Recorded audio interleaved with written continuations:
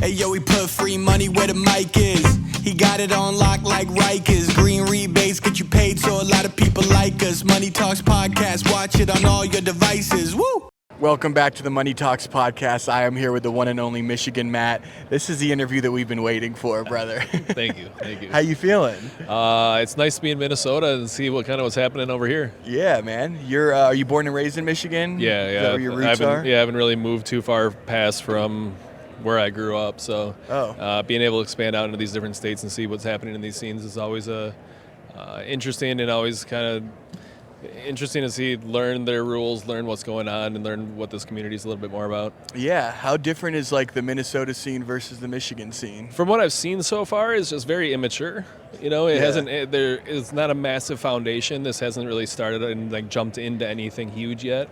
I'm getting the heavy feel of Michigan's licensing when it first came online and the big imbalance of supply and demand. Mm-hmm. So I definitely could see something like that happen. It sounds like from the people I've been talking to, legislation is trying to do things to help prevent that. Mm-hmm. One guy mentioned that grows, it sounds like, are going to get licensed before dispensaries. Oh, shit. So and that's what the states have not taken advantage of. Like that's where Michigan kind of fell on their face, is dispensaries went online the same time grows went online, but a grow needs 4 months to produce the plant. Right. So there was a lot of that counting your chickens before they hatch type of thing. Most definitely, and they brought a lot of the caregiver.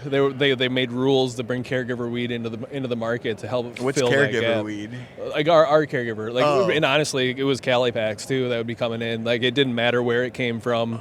You could just in Michigan when in 2018, because there's so much demand and no supply, you could literally bring.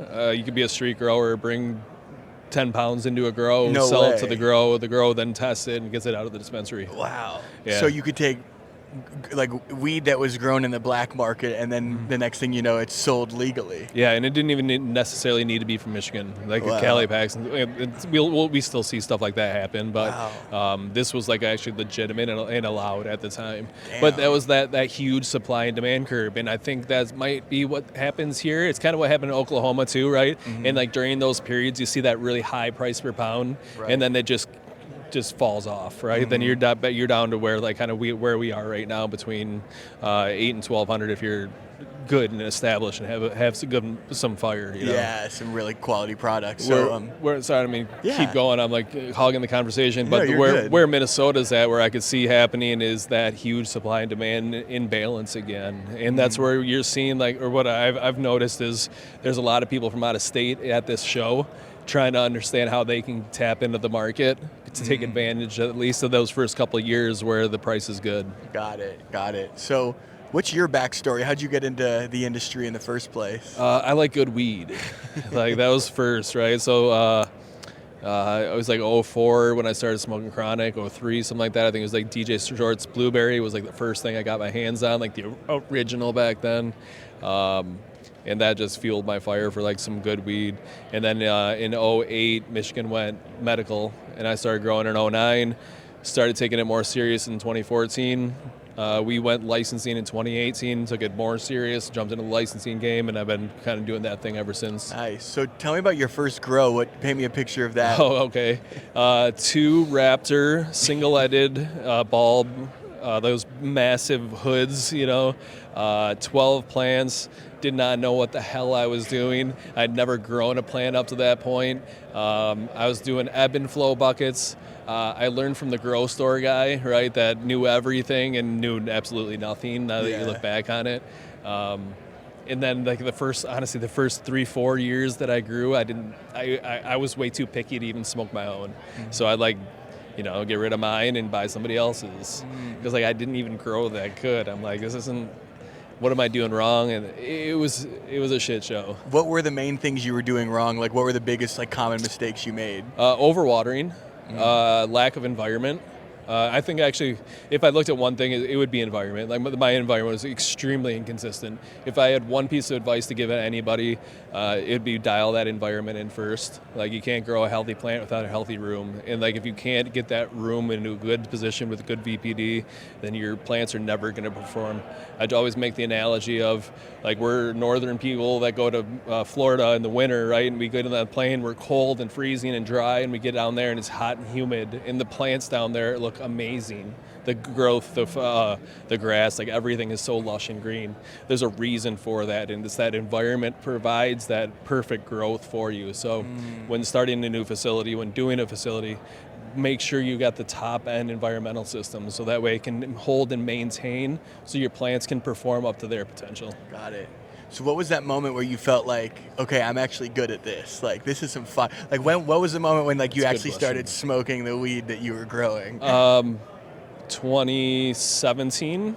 So this is like 8-9 years after I've been like by that point I was smoking a little bit of my own, but it was not, I always saw like, man, that guy's got better. Like how can I get better? I switched from rock wool to cocoa, and my flavor profile completely changed on the smoke, and I said this is what I've been missing. So cocoa was a massive foundation for me to switch and to get a good flavor, a good terpene profile out of the plant that I couldn't get with rock wool. And these are cocoa seeds or soil? Like what? This is the media, yeah. So this is cocoa. It was like a fibrous cocoa that was, I think it was Plagrins cocoa. So it's like coconut husks, basically, right? But it's refined into a media. Got it. So this is 2017. Yeah. You're good at what you do. So what was like the years from 2017 to now? What was that journey like? So now I don't only smoke my weed. Like that's all I do. Like it's hard for me to smoke other people's. Like, but one, because I'm in control of the plants that I grow, so I know how they were grown. I know what was applied. I know every little intricate detail about that flower that came out, where I don't have that same type of control over somebody else's stuff.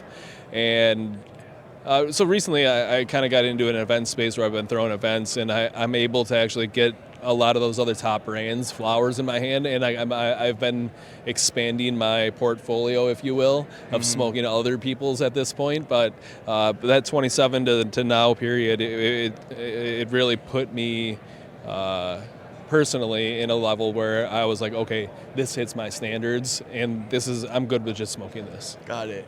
So what year did Michigan legalize recreational cannabis? We went like adult use in 2018. 2018. Oh, Yeah. wow. Yep. So what was the vibe like in Michigan as someone who had been growing for 9 years at the time? Up to that point? Yeah. It was a shit show to start. Like there was just not enough grows, and there's way too many people in Michigan. And then you have Ohio, you have Illinois, you have Indiana, you've got Wisconsin, you got Minnesota. Like everybody could come to Michigan, right? So like when I talk about imbalance in supply and demand curve, it was a massive imbalance. So the demand was just through the roof. I mean, you were looking at $4,200 a pound at that point. Holy shit, yeah, we were making. There was good money to be made back then. Yeah. But the floor fell out quick. Once people saw that there's all this money to be made, everybody came, made the rush, thought that they could make a big buck. The plants don't grow the way that money people sometimes think that they grow, and then a lot of people are now on the exit. So now we're on the other side of it, where a lot of people are starting to sell their grows and try to get out from under it because the price per pound, a crappy price per pound is still about $500-600 a pound. Like you're barely breaking even for most people, and they're growing in an inefficient way. They're not getting the most out of their labor. They're not getting the most out of their SOPs. Like they're doing things they don't need to be doing. There's things in this show that you could be implementing to create a more efficient grow. Yeah.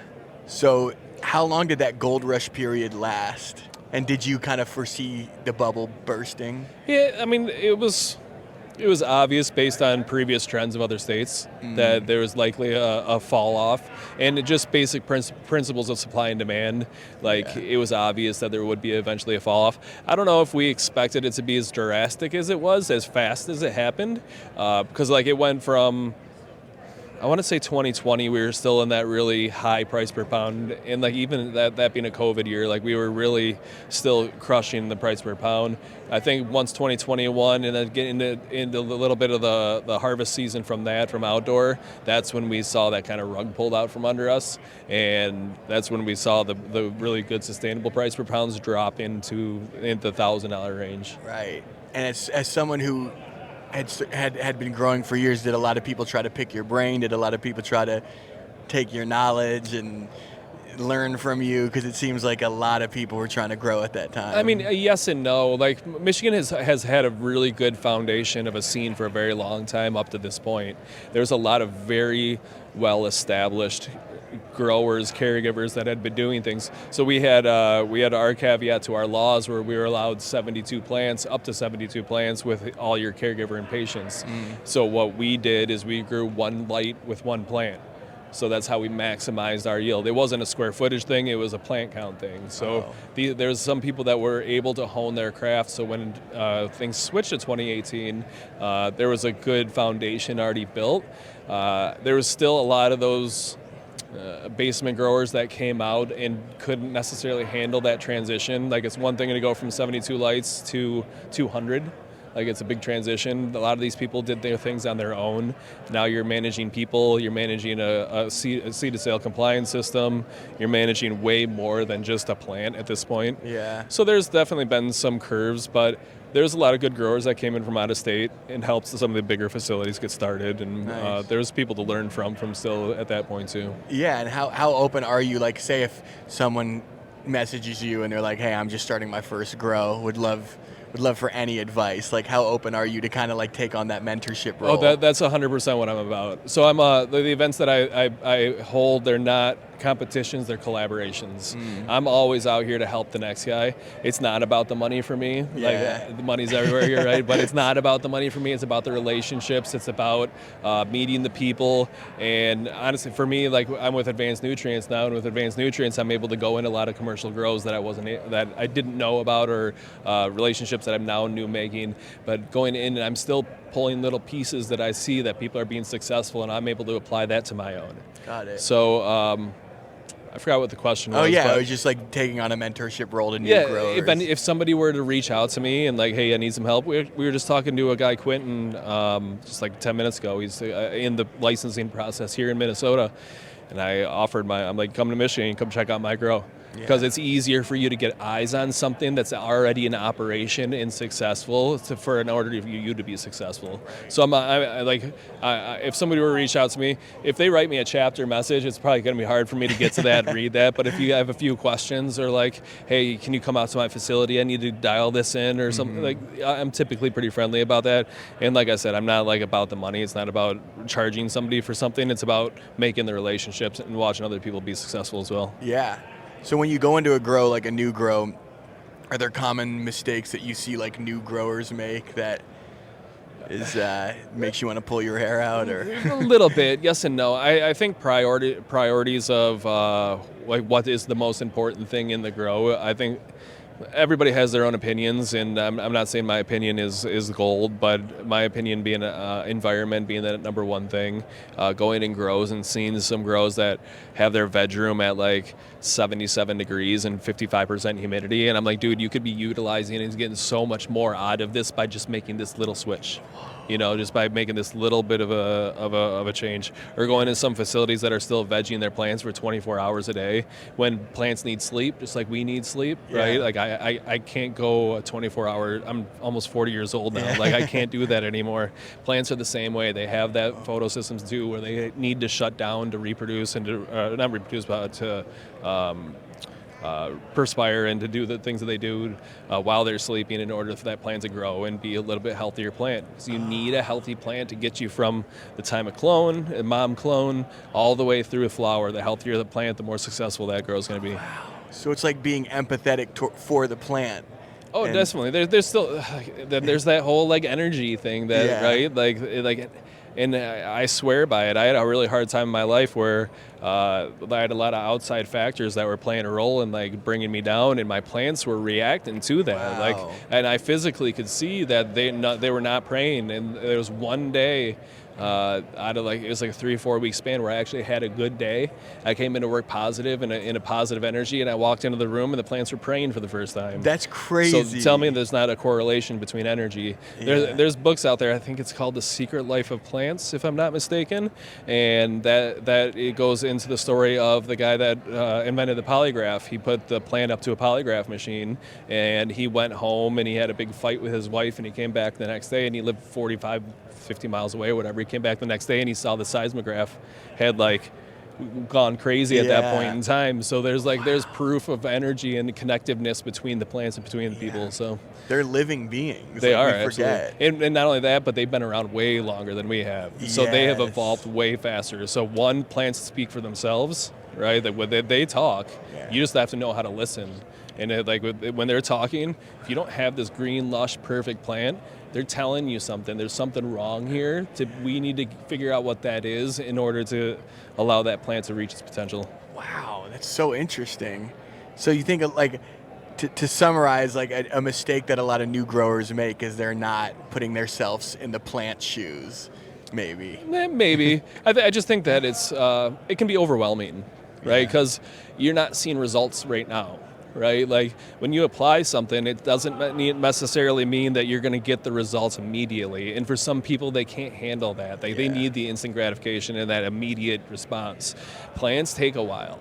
And our plants take 4 months to grow. So if something screws up day one, you're going to be paying the price probably months down the road still, right? Where if you try something new on day one, you might not get the result you're looking for 6, 7, 8 weeks, or even all the way to the harvest.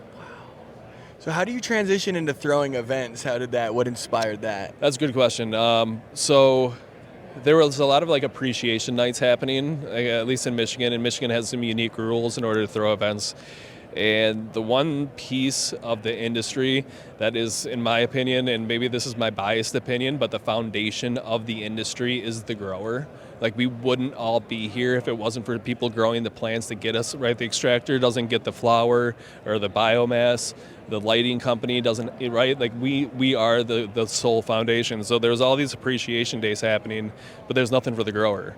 And at this point, this is last year, I've been growing now for 14, 15 years at this point, right? So I've made a lot of connections throughout the state, and I've always lived in Michigan. Mm-hmm. So I knew a lot of the good brands, the top brands, and one day I was like, all right, let's just throw a Growers Appreciation. And so we threw up the Grower Appreciation Day. It was called the Growers Gala in August last year. We had maybe 200 people show up, but we flooded them with free pre-rolls. We flooded them with, what did we do, an 8th giveaway for everybody that walked through the door. We provided an atmosphere to people that have everything to have more, and food is extremely important to me. So whenever I do these events, half my budget goes to the food. That's really important for me to create an experience for people to be to remember and to kind of walk away with something special. So I was trying to do something a little bit different. I saw an opening for the events. I threw the growers thing, and that turned out so well and had such good feedback that I was compelled to do something 8 weeks later. Wow. And that one doubled in size. And then I just did the third one in January on the 31st called the Frost and Fire Fest. And that one... Frost and Fire? Frost and Fire, yeah. Nice. It's not spelled F-Y-R-E, is it? No. Part 2 of those coming. I know. Dude, the guy's out of jail. He's like, who wants to invest, baby? I heard it last week. There's a $3 million ticket package if anybody's interested. Oh, my God. I'm just saying. If you buy a ticket to that, then you deserve all the bad whatever things. Happens. Yeah, no doubt. But anyways, keep going. Yeah. So Frost and Fire was on the 31st. We sold out the Crowfoot in Pontiac, which is a concert venue. It was a really cool facility. Everybody loved the facility. It was the first time that facility was used for a cannabis event, which was important to me to break something new in and try to make a little bit of a change in a direction that people typically wouldn't go.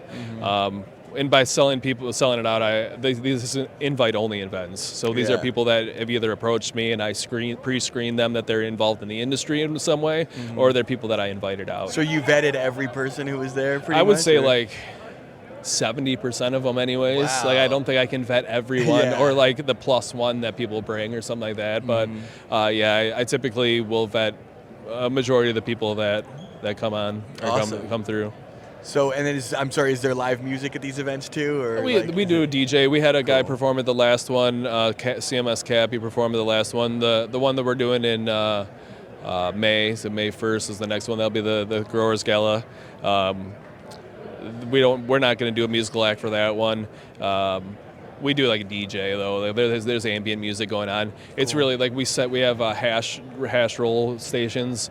In the past events we've only had one. This one I think we're gonna have 4, where people are like live rolling hash. So we have one company you're gonna be able to like buffet, like walk up and say I want this strain with this rosin, and they're gonna roll it there for you. Nice. We'll have I think we have 5 or 6 different dab bars set up for this one, and these are all like metric companies. These are companies that are already established within the community that are coming out and now showcasing their products for people within the community.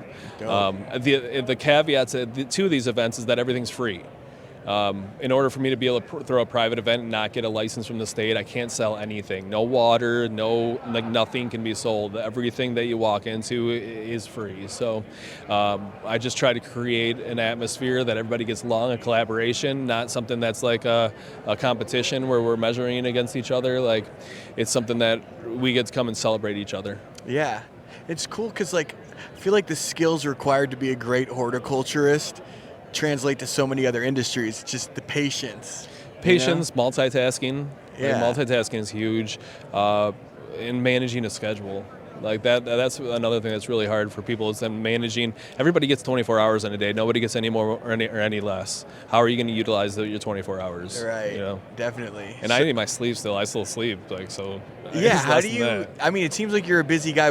How do you blow off steam? Do you meditate? What do you do in your spare time when you're not working? I watch shows. Nice. White Lotus season 3. White Lotus was good, yeah. Yeah. I wait for the seasons to be finished before I start them. I'm waiting for Severance to end so I can binge that whole season. But at the end of the night, that's my unwind, right? I'll smoke a joint and I'll watch a show, and that spins me down a little bit. Awesome. But from the minute I wake up until 7 p.m., my brain's just spinning with things. Yeah. And between the advanced and the grow and the events, I do everything always. I don't designate a time for things. It's when something happens or pops up in that different scenario, that's when I focus my energy into. Mm-hmm.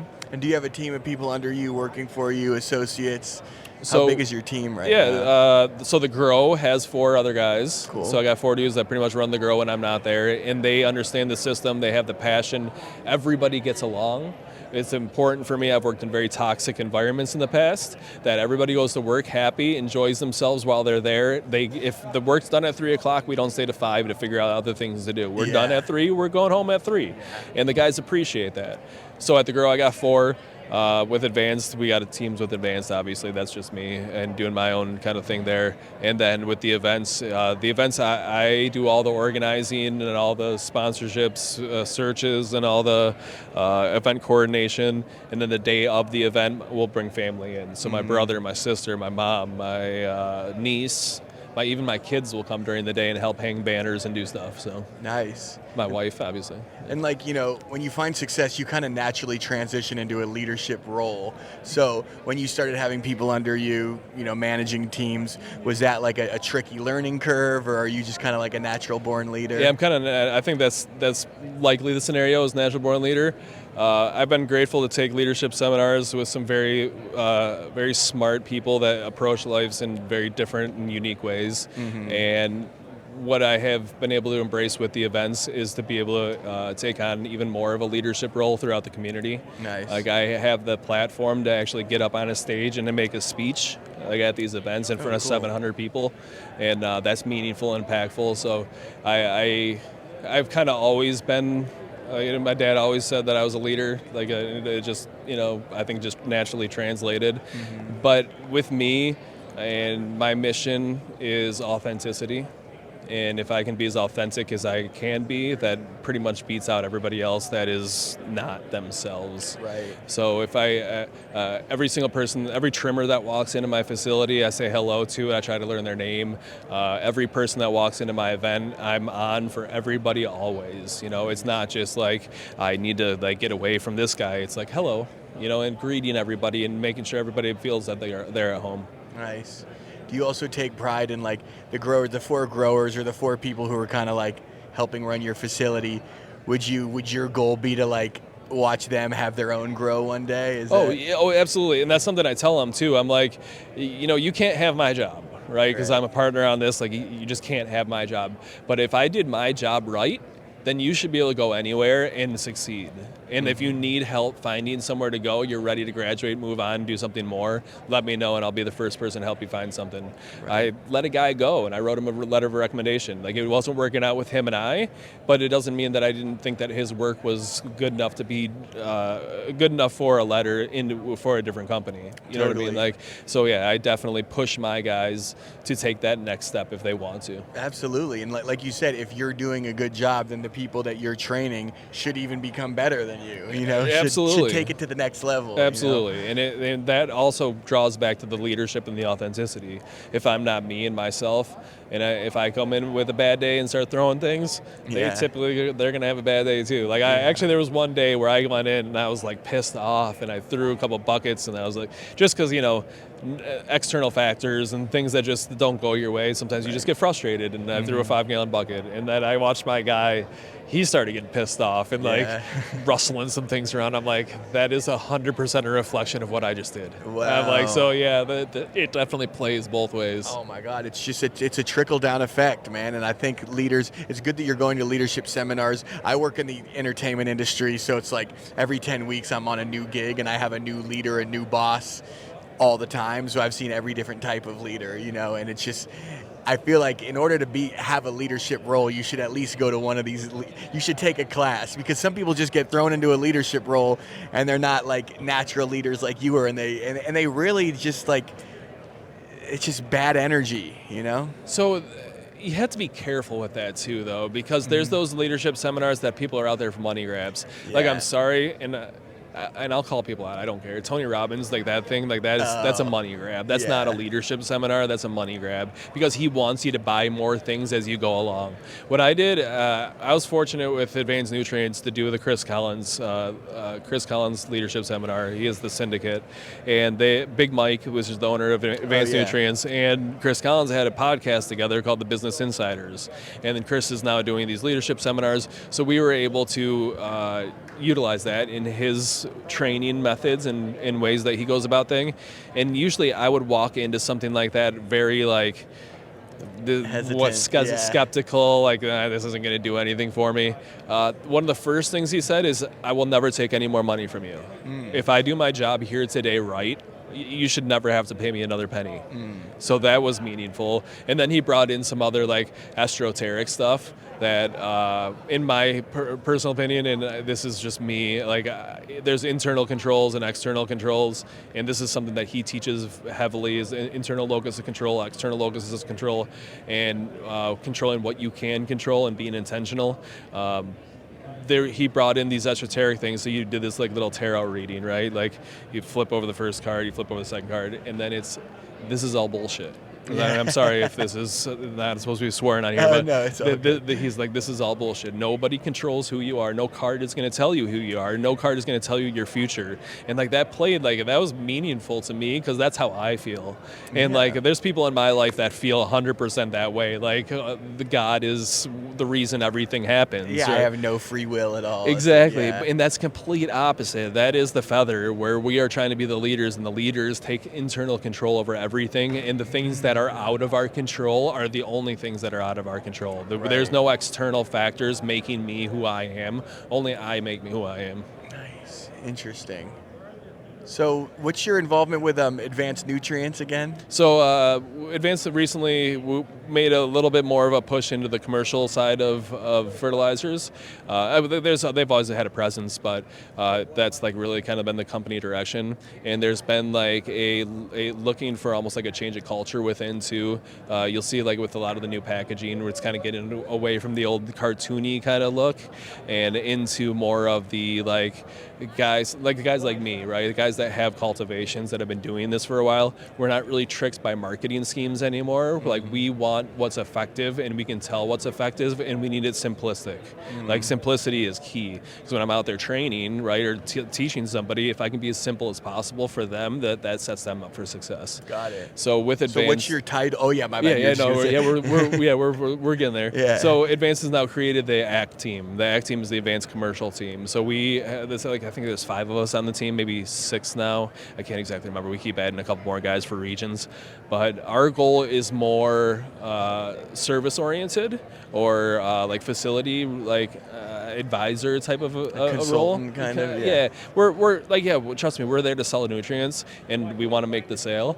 But at the same time, we are also there to give support, help, and like what we just talked about. If I walk into a grow I'm representing Advanced, and I notice their veg room is like not where it's supposed to be, I'm like, hey, try this. Like, I bet you tomorrow you'll see your plants look a little bit better. Nice. So the role is a little bit deeper than just like a commercial sales guy. Yeah. You know, we want to see people have success, and that's kind of where I've come into the company, and we're trying to make that kind of culture shift too, where we're like kind of getting away from that cartoon, at least in my opinion, and this is what I try to practice for the company, is getting away from that and getting into more like, we know that you're not fooled by cartoons anymore. Yeah. Like, let's get you some real stuff in your hands, and like let's get you set up for success. How many products out there are like don't promise what they, or don't provide what they promise? It's hard to say. I wouldn't put it that way. I think there's a lot of redundancy. So, and I'm not saying with Advanced, I'm saying just in general. There's a lot of redundancy across products, and I think there's applications where certain things aren't needed that are being used. Right. Or things are being used incorrectly, or they're being used not in the correct intention. Does that make sense? Yeah, absolutely. Yeah. So, and Big Mike, does he still run Advanced Nutrients? Oh yeah, he's still front and center. Dude, I went to one of his parties randomly in 2018 in LA. Best party I've ever been to. That guy can throw an event, man. Yeah, Holy- so those are Hollywood parties. Oh, okay. That's unless you went to a cannabis one, but from the stories that I've heard, like, those are Hollywood parties. Yeah, it was like, in the Hollywood Hills at his yeah. house. It was a lot of fun. Yeah, I'm sure. Yeah, there's big budgets for those parties. Yeah. So what's he? So is he kind of like your boss per se, or? Well, he's still the owner of the company. Yeah. Okay. Cool. And then we're broken up a little bit. So within the ACT team, there's a couple people that have a little bit more unique roles. Me being one of them. I do a little bit of R&D with the new products that are going to be coming out. Cool. And then I'm kind of doing a little bit on the marketing side, and we're trying to kind of shift my role into like helping get events off the ground for Advanced a little bit more too. So like I have a multifaceted role within the company. Oh, nice. But yeah, Mike's still front and center. Nice. Like he's still the face of the company. Yeah, dude's got charisma. He gave an awesome speech at the party. I mean, just a really cool guy, it seems like, to work for. You know, Big Mike is the character, but Mike is a very smart businessman, and he is a leader and knows how to lead individuals. Yeah. So having that kind of mentorship, I even had this conversation the other day. You know, I'm 40 years old. Mike's in his probably mid-60s, I'm guessing. He's got a lot more business experience under his belt than I do, 25 years worth. Yeah. So like I try to take, like I said, I go into grows and try to take little things out. I try to go even into Advanced and try to take little things out too, and realize that in 25 years, if I can know half the shit that he knows, that I'll probably be doing pretty good myself. Yeah, the guy's at the top for a reason. Yeah. So where do you see the Michigan, specifically the Michigan market? Do you think it's in a good place right now? Is it an upward trajectory? Michigan's in a strange place right now. There's a lot of people that are selling. They're getting out from under their grow because they're not making money. Not many people in the grow side are making money. I'd say most of them are floating. If you have a good, well-established brand, you probably have a better opportunity to be making money at this point because you're going to demand a little bit higher price point. The MSOs and the big operations are driving down pricing still. And the like little craft guys, they can carve out their niches still. But we're unfortunately seeing, I believe, still the lowest average price per pound in the country. So there's still some things to kind of be curbed out, but I would say the one thing we do have to watch out for and not being spoke about enough is when we go federally legal, the hedge funds that come in and start buying things up.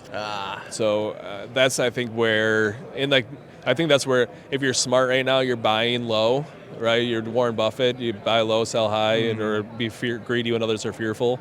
I think that's a good opportunity to be in right now, and then maybe one of those capitalists comes in and buys your entire group of grows that you have, or whatever that might look like. Be greedy when others are fearful. That's an interesting quote. That's Warren Buffett. Be greedy when others be greedy when others are fearful. Be fearful when others are greedy. Got it.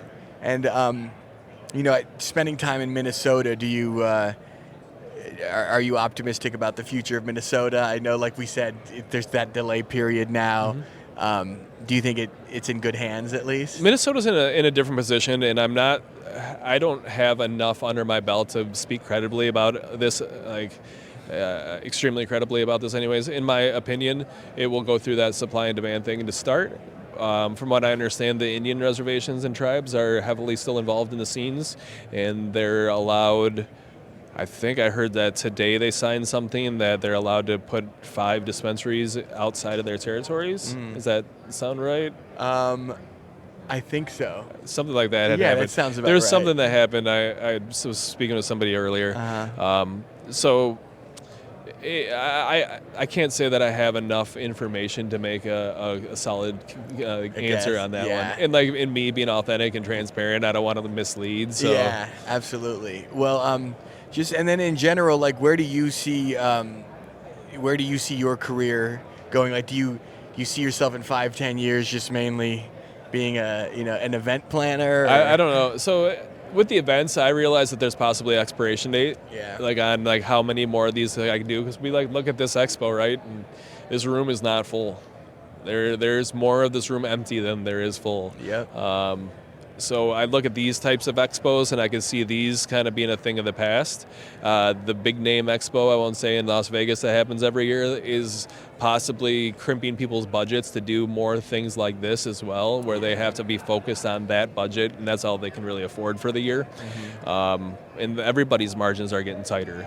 Yeah. So for me personally, where do I think I'm going to... I don't foresee myself being out of the grow in the next 8 to 10 years. Maybe when my son graduates and I can finally get out, then maybe that's the point that I'm there. I would like to continue the event thing, but for me, I have to continually be innovative and continually do something more and better almost every event, so I can draw that what's he going to do next time, and hopefully that continues to bring the crowd around. Maybe the events turn into something more and turn into something else too. Like, it'd be nice to do something like this, but turn it upside down and actually allow consumption while we're walking around these types of things. Like, imagine that, everybody's walking around here smoking and meeting people. It would be a completely different vibe. Yeah, I think that's the missing puzzle piece in these events is I don't even smell marijuana. No. But so what's your experience with rebates? Like, when did you first start learning about rebates, and have you worked with green rebates before? Not green rebates personally, but rebates were heavily involved in the Michigan industry. We have some of the, at least at the time, we had some of the highest rebate dollar or wattage to dollar, pint to dollar, however it's measured, in the country. When I bought my fixtures, I think I paid $350 for my fixture, and we had rebated over $300 of that. Wow! So we paid very little for our lighting within our facility. So nice. The rebates are important. They play a huge role in, especially new upcoming starting grows, that guys that have to recoup capital fast. That's a really good way to get into that. Yeah, absolutely. Well, hey man, thank you so much for sitting down with us. We ended with a bang. I got a flight in a couple hours to catch, sure. But I appreciate you. And is there anything else you wanted to touch on? Anything else we left out? No, I think we did a good job. Yeah, we did. You crushed it, man. Thank you so much. Thanks for having me here. Yeah, absolutely.